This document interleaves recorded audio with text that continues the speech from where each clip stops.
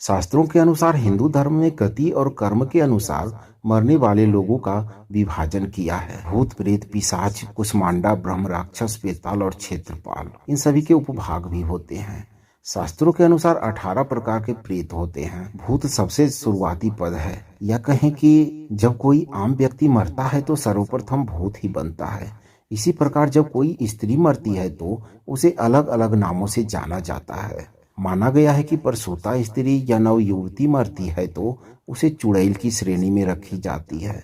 जो स्त्री बुरे कर्मों वाली है उसे डायन या शाकिनी की श्रेणी में रखा जाता है। इन सभी की उत्पत्ति अपने पाप कर्म, व्यभिचार से, अकाल मृत्यु से या फिर मरणोपरांत उनकी श्राद्ध न होने से होती है। शास्त्रों के अनुसार भूत, प्रेत, पिशाच, कुष्मांडा, ब्रह्म, राक्षस, बेताल और क्षेत्रपाल सभी को यम के अधीन रहना होता है। आर्यमा नामक देवता को पितरों का अधिपति कहा गया है, जो चंद्रमंडल में रहते हैं। प्रेत योनि में जाने वाले लोग अदृश्य और बलवान हो जाते हैं। सभी मरने वाले इसी योनि में नहीं जाते और सभी मरने वाले अदृश्य तो होते हैं लेकिन बलवान नहीं होते।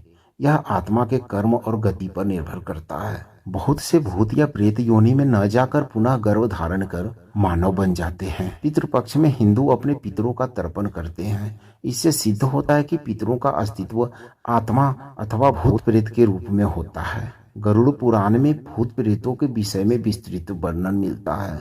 श्रीमद् भागवत पुराण में भी धुंधकारी के प्रेत बन जाने का वर्णन आता है। स्त्री और पुरुष एक शरीर विभाजन है तथा आत्मिक तौर पर कोई स्त्री और पुरुष नहीं होता, लेकिन जिसके चित्त की दशा जैसी होती है उसे वैसी योनि प्राप्त होती है। यदि कोई आत्मा स्त्री बनकर रही है तो वह खुद को अनंत काल तक स्त्री ही महसूस करते हुए अन्य योनियां धारण करेगी।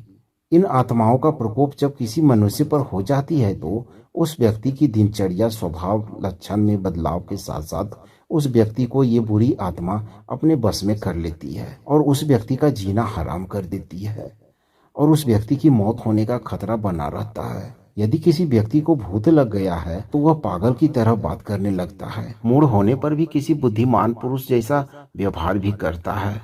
गुस्सा आने पर वह कई व्यक्तियों को एक साथ पछाड़ सकता है। उसकी आंखें लाल हो जाती है और देह में सदा कंपन बना रहता है। उस व्यक्ति को किसी भी चीज पसंद नहीं आती। पिशाच से प्रभावित व्यक्ति सदैव खराब कर्म ही करता है, जैसे नग्न हो जाना, नाली का पानी पीना, दूषित भोजन करना, कटु वचन कहना। वह सदा गंदा रहता है और उसकी देह से बदबू आती है। वह एकांत चाहता है, इससे वह कमजोर होता जाता है। वो किसी भी व्यक्ति को अपने आसपास देखना पसंद नहीं करता। वहीं प्रेत से पीड़ित व्यक्ति के बारे में बात करें तो वो व्यक्ति चिल्ला चिल्ला कर बातें करने को आतुर हो जाता है और इधर उधर भागता रहता है। वह किसी का कहना नहीं सुनता।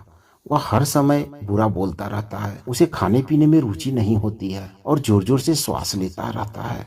वो सामने वाले को मौत के घाट उतारने को आतुर रहता है। शाकिनी से ज्यादातर महिलाएं पीड़ित रहती है। ऐसी महिलाएं को पूरे बदन में दर्द बना रहता है और उस महिला के आंखों में भी दर्द बना रहता है। वह कभी कभी बेहोश भी हो जाती है। कांपते रहना, रोना और चिल्लाना उसकी आदत बन जाती है। बात बात पर किसी के साथ भी झगड़ने को तैयार हो जाती है। इसी प्रकार चुड़ैल भी ज्यादातर महिलाओं पर ही अपना प्रभाव छोड़ती है। ऐसी महिला यदि शाकाहारी भी है तो मांस खाने लग जाती है। वह कम बोलती है लेकिन मुस्कुराती रहती है। ऐसी महिला कब क्या कर देगी कोई भरोसा नहीं। ये चुड़ैल पुरुषों के साथ संबंध बनाने को आतुर रहती है और इसकी काम इच्छा बहुत ही भयानक होती है।